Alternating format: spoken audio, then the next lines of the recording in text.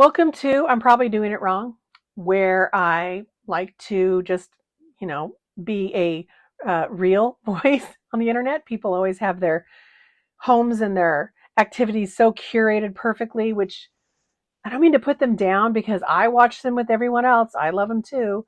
But that's not realistically my life. My life is this disgusting kitchen that I have let get away from me during the week. So before I can even do anything on the weekend to prepare lunches and breakfasts for work, I have to shovel everything out. So this is me cleaning things up. I love the term people use, reset. It mentally for me is so much more helpful because if I told myself, oh, I really need to clean the kitchen, I'm going to probably break a major bone before I go do it. But if I say, hey, I need to reset the kitchen, that doesn't sound so bad. That doesn't sound bad at all. I know logically there should be no difference. I have no explanation. So, you people who are wired normally and are trying to wonder what the heck I'm talking about, I apologize. This is probably not the site for you. But some of you get exactly what I'm talking about. So I am resetting the kitchen because I need to do some lunches and breakfasts for the week. I absolutely have to have those prepared ahead of time.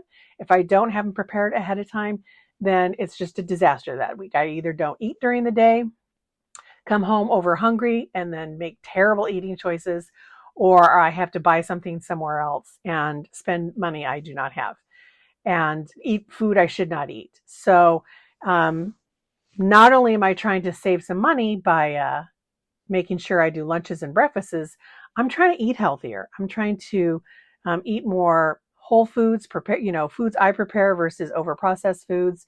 And that involves a little bit of work. So here I am shoveling out the kitchen, more than a little bit embarrassed that you actually got to see how bad it can get during the week. Not every week is it that bad, where I have the recycling stacked up right in front of the camera, but this week it was really bad. So getting things put away, and it actually didn't even take that long, which is really sad that I let it get that bad. It didn't even take that long to clean up. Had to do the dishes because I had to have a sink.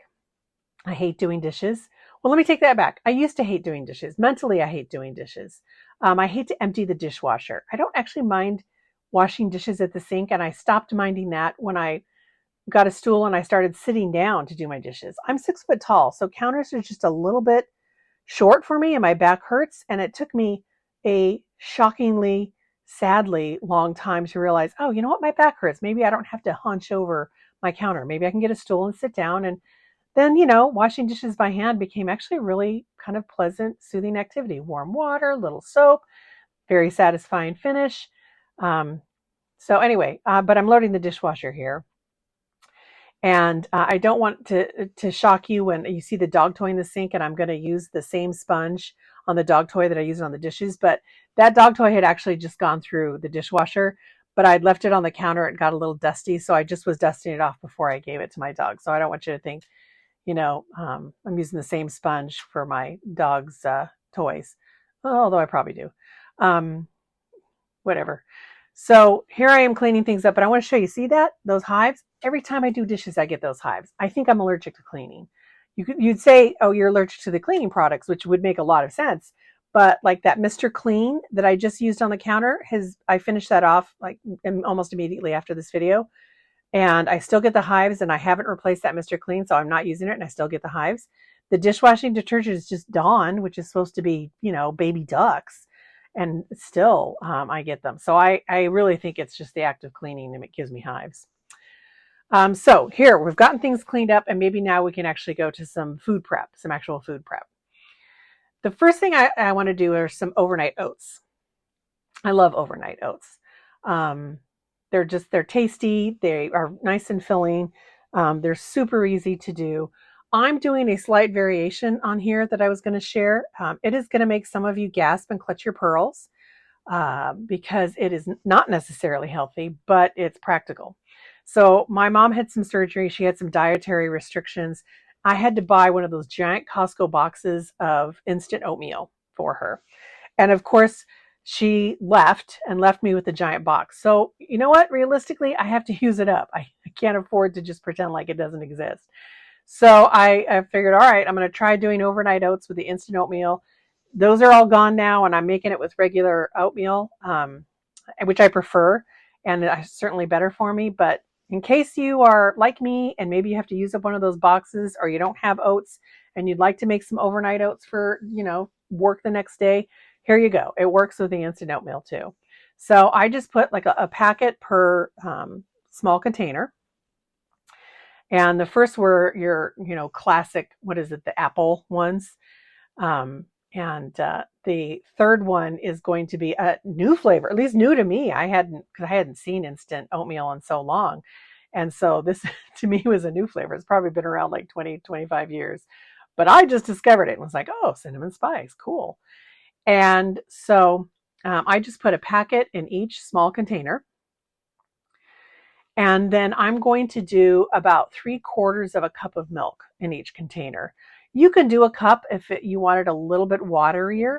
I like it a little bit goopier, so I do 3/4 of a cup. And yes, you're using my lactate milk, and it is whole milk. I don't actually drink whole milk anymore. Again, I had that from my mom, who was on this kind of like restricted diet, and at one point it was a liquid diet, and so whole milk seemed like a good way to get some calories and some nutrition in her. But I do generally do like a 1% or fat-free. So again, I'm being practical. I'm just using up what I've got. And I'll do about 3/4 because I like it to be a little thicker. One cup is fine. It just makes it a little bit waterier. So it's just going to be your preference. I also really like in my morning oatmeal to have chia seeds. High in fiber. Here, I'm showing you my lactate milk. Yay, enjoy milk again. I'm one of those folks who I have to be lactose free. I guess I'm more sensitive than some. I would be sick if I drank regular milk. So chia seeds, I put a little spoonful in each container. Great fiber. It's not, I don't think it's for everybody, because I agree that the sight of the chia seeds in your oatmeal could be a little off-putting. It's black. I don't know, it looks like poppy seeds or bugs or something. So the first time I did it, I thought, oh, but I ended up really liking it. It doesn't, after it's soaked overnight, it doesn't bother me as much, and it adds a little bit of a crunch, which I like for some reason.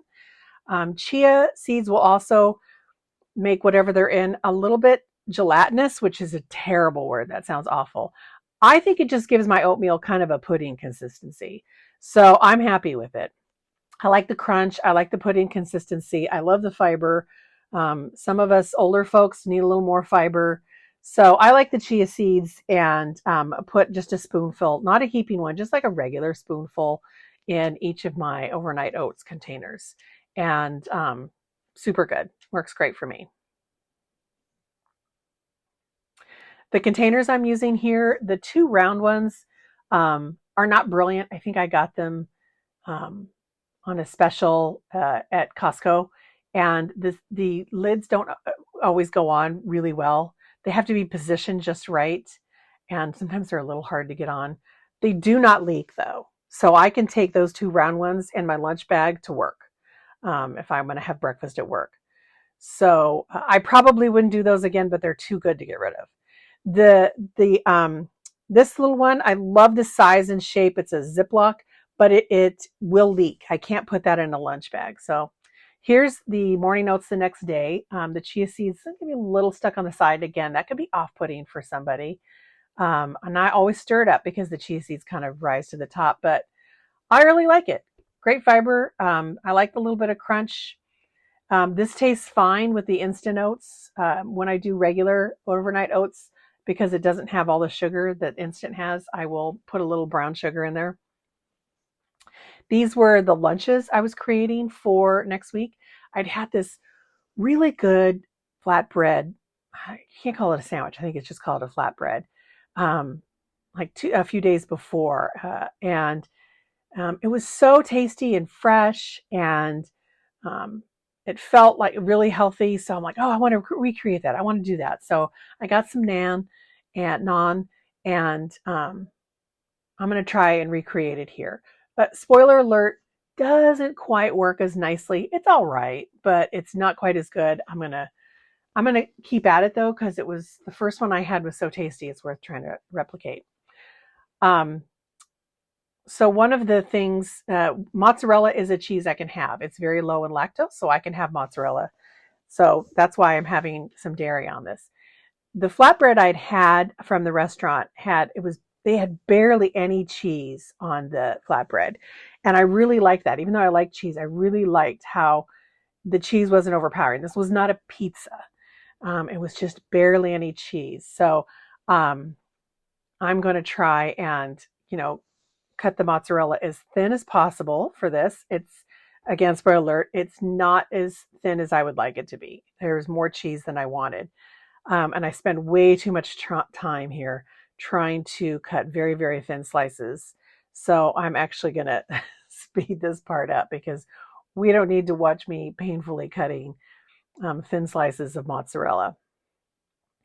But I'm going to cover the naan in the mozzarella. Not completely covered because, again, it's not a pizza. There was just some cheese on it. And then I'm going to have the artichoke hearts and the tomatoes. I think the tomatoes might have been another one of the problems. So cheese too thick. Tomatoes, I think, were another problem. They were really anemic. You can see in the package there. It's off season though, so it's not even, the time for good tomatoes. I'm going to try this again in the summer. I grow cherry tomatoes, and they're absolutely amazing when I'm growing them, and I just pull them off of the vine right in my backyard. They're so tasty. So I bet that will help a lot. Okay, I'm going to put these on the thing because they're going to be toasted up.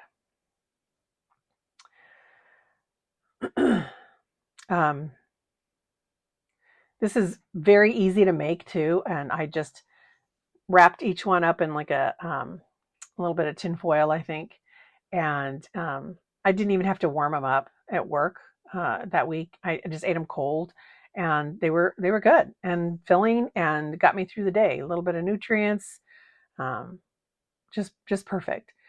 Now with the artichoke hearts, you can do marinated or not. I don't think that matters.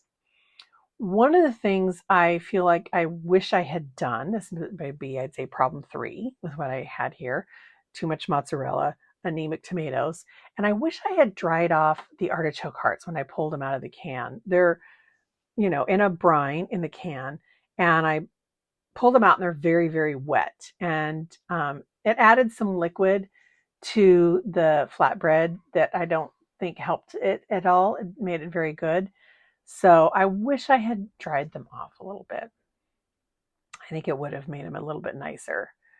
So I'm going to go ahead and again try and make these pieces of artichoke as small as possible. Everything was kind of small and measured and not a lot, and it was just perfect. It was just, didn't need to be an exercise in excess, and everything tasted so nice together. So I'm just putting little pieces of the artichoke heart around on the flatbread, and doing it wet, which again, I don't think that helped. In fact, I know it made a little bit of sog where I didn't want sog. I wanted nice crispy.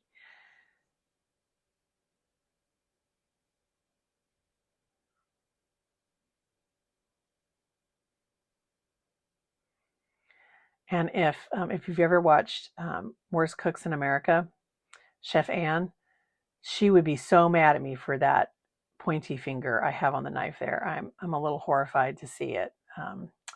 She says you're not supposed to do that, and so I believe everything Chef Ann says. Now here's maybe this is mistake number 4. I didn't wipe up the liquid from the artichokes. I left it on the cutting board. So I'm about to cut my tomatoes right in that liquid, adding yet more liquid to the flatbreads. The tomatoes are already going to bring its own natural liquid, which should be good, but isn't, because these tomatoes are like bleh. And here I'm saying like, oh, super good, I guess. They'll be great this summer though. When they're right off of the vine, they're going to be amazing. And I think if I can figure out maybe if I grate the mozzarella, that will help make it be less on the flatbread. Yeah, still anemic, Lori, I know. So you can see I'm just putting a few here and there. I'm probably putting more tomatoes than I got on the flatbread before, but it sounded really good. Tomatoes and mozzarella are so good, right?